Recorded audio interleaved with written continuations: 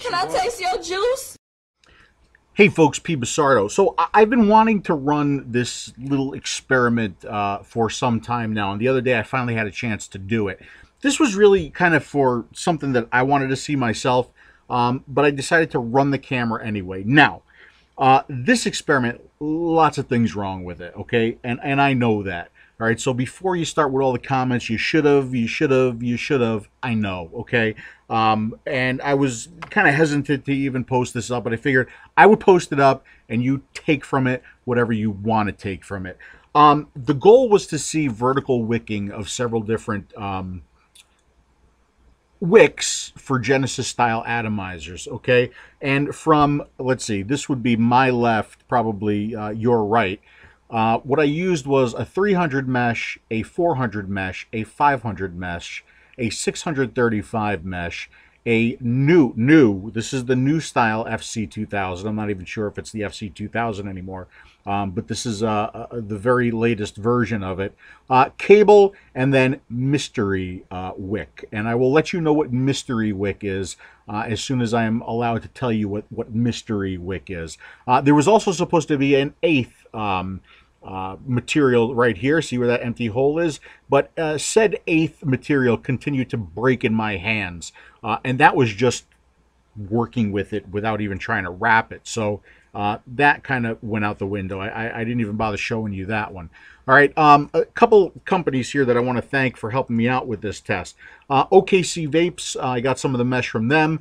Stormy's Vapor Cellar, I got some of the mesh from them. Mystery Wick Material Guy, I got this from him. And again, I will let you know all about these once I am allowed to do so. Okay, and you'll read about it in the description and on Taste Your Juice, etc., etc. Okay, and who else?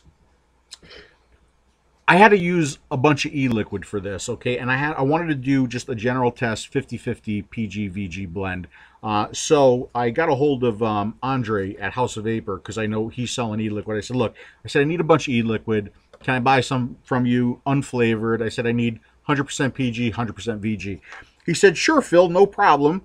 He goes, you know, if it's for an experiment, I'll go ahead and send it to you. He goes, but just do me a favor, show the labels on video. And I said, of course I would show the labels on video. And you know, I should have realized, because I don't know if you know Andre from the House of Vapor, but he's a ball buster like I am, and I should have realized what he was up to. So I will show the labels on camera. Okay, and here are the labels of said liquids that he sent me. And you'll see that the VTF has been replaced by GTL for Gym Tan Laundry. And I don't know what this is. I don't know if I have like a tattoo around my neck or puka beads. I don't know what this is, but I do have something brand new around my neck on this label. And it is PBusardo Presents Gay Body Oil. Yes, so thank you very much, Andre. I really appreciate this. Very spectacular labels here.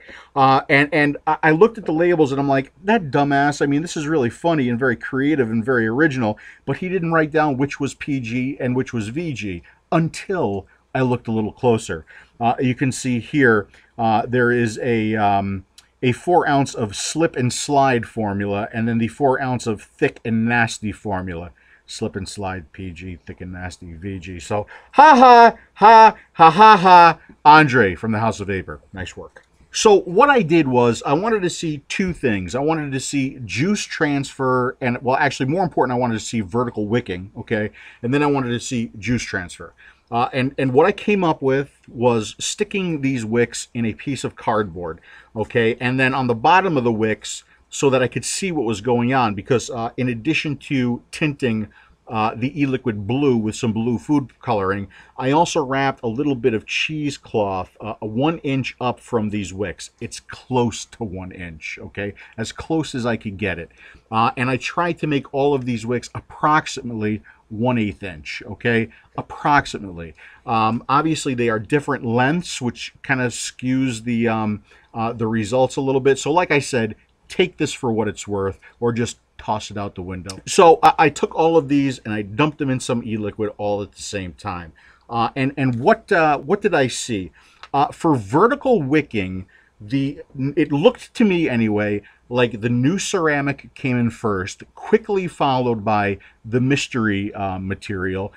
quickly followed by the 400, or the 500 rather, then the 400 mesh, then the 600 mesh, then the cable, then the 300 mesh. So it looked to me from when the cheesecloth changed color that the ceramic won. Okay, so that was the first part of the test, and I'm kind of time warping and everything. What you see here right now, otherwise it will look like paint drying to you. And if you do want to see the unedited full version of this video that I shot, it will be at the end of this video after the outro, in case you do want to watch paint dry. All right, so then the other part of the test, all I did was move the camera to the top of the cardboard, and I wanted to see where I got the most liquid coming through. And for this part of the test, it looked to me, again, these are not the same lengths, okay, but they are poking, they are all poking through. It looked to me like the 500 mesh, followed by the 400 mesh, followed by the 300 mesh, followed by the mystery material, followed by the ceramic, then the cable, then the 600 mesh. Okay, so there you go. You know, again, probably skewed because of the heights of some of these. Maybe that height is a factor of pulling the e-liquid up into it. I don't know.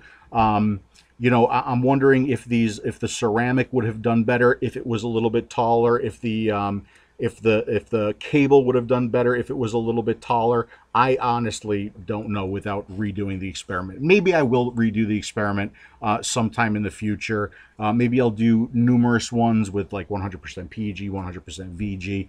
But I figured this really was, again, for me, because I wanted to see how much better these new materials were doing compared to the mesh, which most people are continuing to use. And to me, it looked like the 500 seemed to work out really, really well. So, you know, the mystery one did pretty good. The ceramic did pretty good.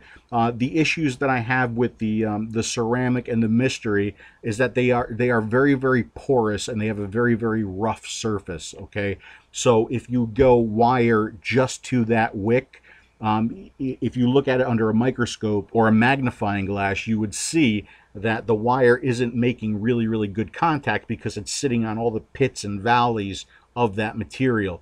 Whereas with the mesh, it's a much better wire to wick contact. But you know, like with all things vaping, it's a trade-off, right? Because with the new materials, the mystery material, the ceramic material, you don't have to do any oxidation. You don't have the pulse method. You don't have to do anything because it is not a conductive surface. All right, so you're not going to get the hot spots and the shorts that you would if you were using a mesh type material. So again, use or lose this information. It was interesting enough for me to do and roll the camera and share with you guys, and maybe I'll do it again in the future with a little bit more of a controlled environment, if you will. All right, so I thought I would share that with you. Anyway, folks, I hope you found that information helpful. As always, you guys, thanks so much for watching, and I'll see you again soon. Can I taste your juice?